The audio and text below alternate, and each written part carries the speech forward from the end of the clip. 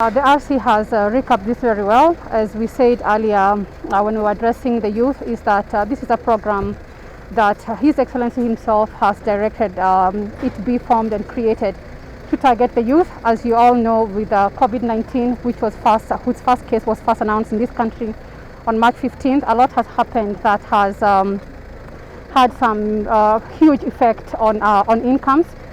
Even some youth and even the general population that had some form of secure income have been moved to the insecure income space. And this program therefore targets mainly the youth to do two things. One, to give them a source of livelihood in this very tough economic time.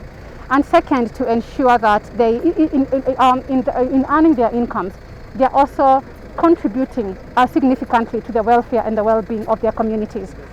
This program will target things like general hygiene programs within our communities, clearing drainages, collecting garbage.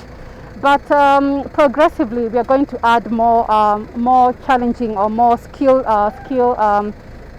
requiring tasks to this youth. We'll work with them to build access roads, mainly using things like cobblestones, which are actually labor-intensive kind of activities. We're also going to target public utilities, rehabilitation, like public schools, hospitals, building toilets, and such things. And I think with the upgrading of the kind of work these youth do, will also bring up the skills that this youth have. The second thing that the RC has mentioned, which actually we are targeting, is a reduction in crime rate. As I've said, a huge population has been moved to the income insecure bracket given the effects of COVID. And as such, giving them a source of livelihood will of course have a bearing on the crime rates. Lastly, I would like to mention that in the first phase, which began April to June, the government had targeted 8 counties with a budget of about 760 million. It was extremely successful. The government has now scaled this up to all counties, 47 counties, targeting 900 informal settlements, and with a budget of 10 billion. So as you can see, progressively, it's a project that the government is very much committed to. Today we were privileged to have in Waruka here in Western Sub-County our PS for Correctional Services, and Zainab Hussein was the one who was launching the program in Nairobi region. So this is not just for here, it was for the entire region.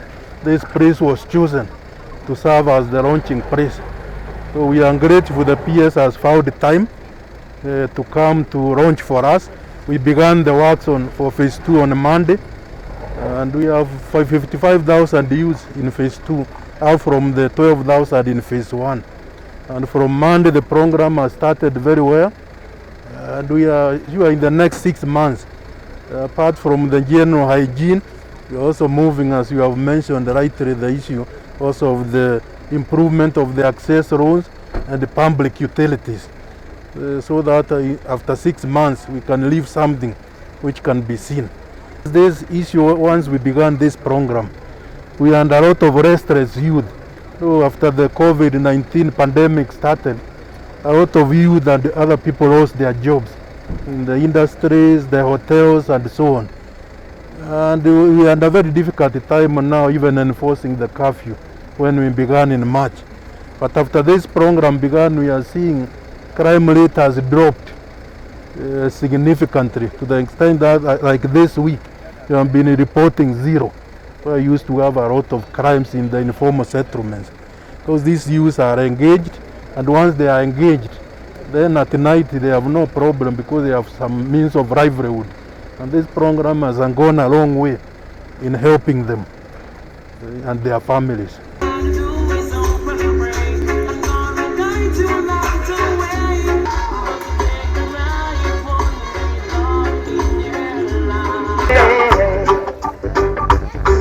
We can make it if we try.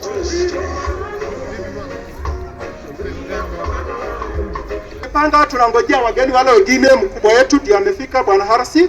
Kwa hivyo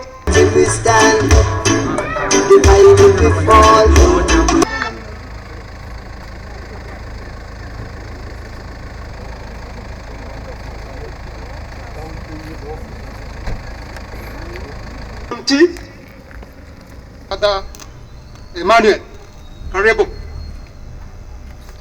Na DCC amesema tuko na vijana ambao